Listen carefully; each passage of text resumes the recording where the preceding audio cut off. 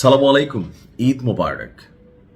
পবিত্র ঈদ উল ফিতরের জন্য আপনাদেরকে অগ্রিম ঈদের শুভেচ্ছা। এর পাশাপাশি ইরান ইসরায়েল যুদ্ধে আজকে ইরান যে সফলতা অর্জন করেছে, যদিও অনেকটা আহত এই কারণে যে তাদের যেই নেতৃস্থানীয় মানুষগুলো আছে একের পর এক প্রত্যেকটা মানুষকে শাহাদাত বরণ করতে হচ্ছে। আর প্রত্যেকটা মৃত্যুই যেন ইরানকে নতুনভাবে শক্তিশালী করে। আর এরপরে ইরান যে অ্যাকশন ঘটায় সেখানে ম্যাসিভ সফলতা আসে। আসসালামু আলাইকুম, সবাই কেমন আছেন? আশা করি ভালো আছেন। আপনারা সবাই ভিডিওর শুরুতে ভিডিওর কিছু অংশ বিশেষ দেখে বুঝতে পেরেছেন ভিডিওটা কতটা গুরুত্বপূর্ণ। তাই আর বেশি কথা না বাড়িয়ে চলুন আমরা মূল আলোচনায় চলে যাচ্ছি। তার আগে সবাইকে রিকোয়েস্ট করব, যারা আমাদের চ্যানেলে নতুন আছেন প্লিজ সবাই সাবস্ক্রাইব করে সাথে থাকুন। চলুন ভিডিওটা দেখি। সালামু আলাইকুম। ঈদ মোবারক।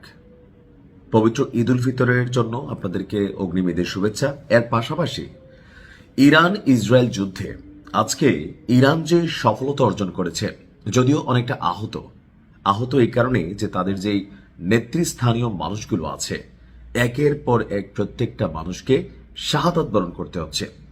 আর প্রত্যেকটা মৃত্যুই যেন ইরানকে নতুনভাবে শক্তিশালী করে। আর এরপরে ইরান যে অ্যাকশন ঘটায় সেখানে ম্যাসিভ সফলতা আসে।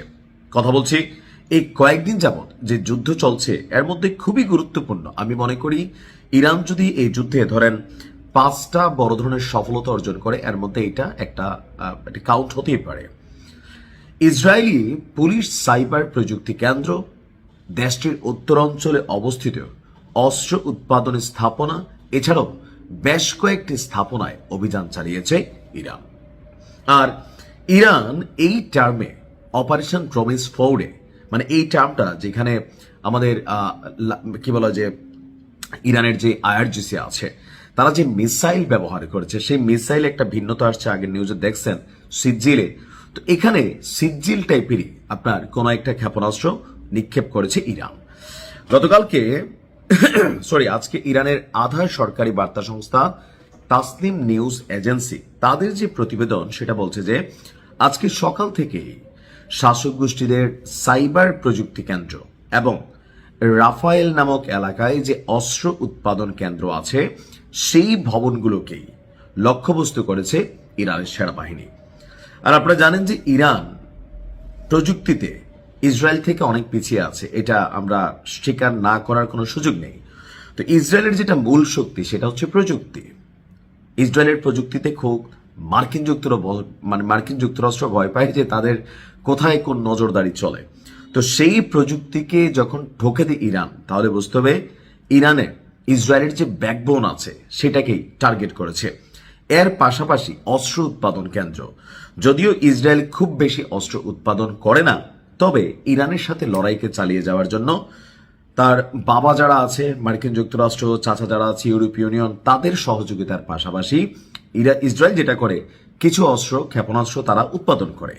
তো যতটুকু উৎপাদন করে, যেখানে উৎপাদন করে, এর মধ্যে রাফায়েল নামক যে অস্ত্রগুলো আছে খুবই অত্যাধুনিক প্রযুক্তির। তো এই এলাকাটাকে এবার টার্গেট করে অভিযান চালাইছে। আপনার দেশটির সেনাবাহিনী বলছে ইসরায়েলি ভূখণ্ডের একটি অস্ত্র নির্মাণ কমপ্লেক্সে ক্ষেপণাস্ত্র হামলা এবং ড্রোন হামলা চালিয়েছে ইরান। ইরানের সেনাবাহিনী বলছে যে ইসরায়েলের সাইবার প্রযুক্তি কেন্দ্রের মধ্যে খুবই গুরুত্বপূর্ণ ইসরায়েলি বাহিনীকে গাইডেড ওয়েপন সিস্টেমের সফটওয়্যার এবং হার্ডওয়্যার সরবরাহ করছে এই প্রতিষ্ঠানটি।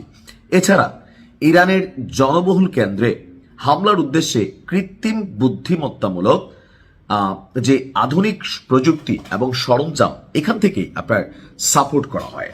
আর সেই কারণে ইরান বেছে বেছে এই জায়গাটাকে টার্গেট করেছে। অর্থাৎ আজকের দিনে এক ঢিলে দুই পাখি শিকার করেছে। একদিকে যে প্রিয় নেতা আছেন নিরাপত্তা উপদেষ্টা আলী লারিজানির মৃত্যুর একটা রিয়াকশনও ইরান জানান দিল, পাশাপাশি আপনার অস্ত্র উৎপাদন কেন্দ্রে এই প্রথমবারের মতন ইরান অভিযান চালাতে সফলতা লাভ করলো। এটা খুবই ম্যাসিভ একটা সফলতা আমি মনে করি। এখন ইসরায়েলের মধ্যে একটু ভয়ভীতি কাজ করবে, তাদের যে প্রতিষ্ঠানগুলো আছে সেগুলোকে তারা প্রটেক্ট করার সর্বোচ্চ চেষ্টা করবে। তবে ইরানের সিজ্জিল, আমি আর একটা ভিডিও করছি, ওটা দেখে নেবেন যে কি জিনিসটা ভাই। এটা খালি সাপের মতন না, এটা ওই যে সুতা সাপ আছে না, আগে আমরা ছোটবেলায় শুনতাম যে এক গাছের থেকে উড়ে আরেক গাছে চলে যায়, এরকম সুতা সাপ টাইপের জিনিসটা। Best of luck Iran. সালামু আলাইকুম, ঈদ মুবারক। রমজানের ঈদের ঈদ মুবারক এখনো দিচ্ছি না, তবে আজকের দিনটি খুবই তাৎপর্যপূর্ণ এবং আমার কাছে মনে হচ্ছে যথেষ্ট আনন্দদায়ক একটা দিন আমার জন্য। কেন? কারণ ইরানে যে নতুন নেতৃত্ব এসেছে, মাত্র 48 থেকে 72 ঘন্টায় যে কয়েকটা সফল অভিযান চালিয়েছে, আমার মনে হয়েছে আগের নেতা থাকতেও অভিযান চালাইছে, ইসলিকে ঠাপাইছে, কিন্তু এতটা সফলতা আসলে অর্জন করতে পারেনি। যাই হোক, কথা বলছি হার্ট অফ ইসলি, অর্থাৎ ইসলির কলিজা। কোন কলিজা বোঝায়? আজকের দিনে এই যুদ্ধকে পরিচালনা করতে প্রযুক্তির যেই পরিমাণ ব্যবহার, এই যে আমি কথা বলতেছি, আমি ভাবতেছি আমি আউট অফ নেটওয়ার্ক, আপনি কথা বলতেছেন, আপনি ভাবতেছেন আপনি আউট অফ নেটওয়ার্ক।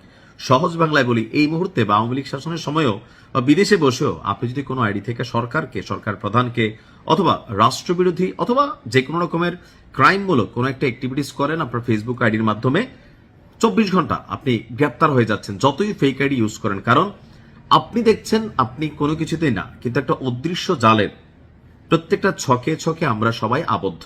আর এই প্রযুক্তির আব্বা হচ্ছে কে? ইসরায়েল। গোয়েন্দা ইস্যুতে এদের প্রযুক্তি, যে আওয়ামী লীগের সরকারের সময় শুনছেন যে সরকারের বিভিন্ন মন্ত্রণালয় ফোনে আড়ি পাতা, বিভিন্ন ধরনের তথ্যপাত্র হ্যাক করা, অথবা যে আপনার ফোনটা, এটার মাধ্যমে এমন একটা সিস্টেম ঢুকে রাখছে, আপনার ক্যামেরার অ্যাক্সেস দিচ্ছে, দেখছে, প্রযুক্তি ওই লেভেলে গেছে। তো এরকম খুবই গুরুত্বপূর্ণ একটা আপনার স্যাটেলাইট ব্যবস্থা, এটার নাম হচ্ছে হা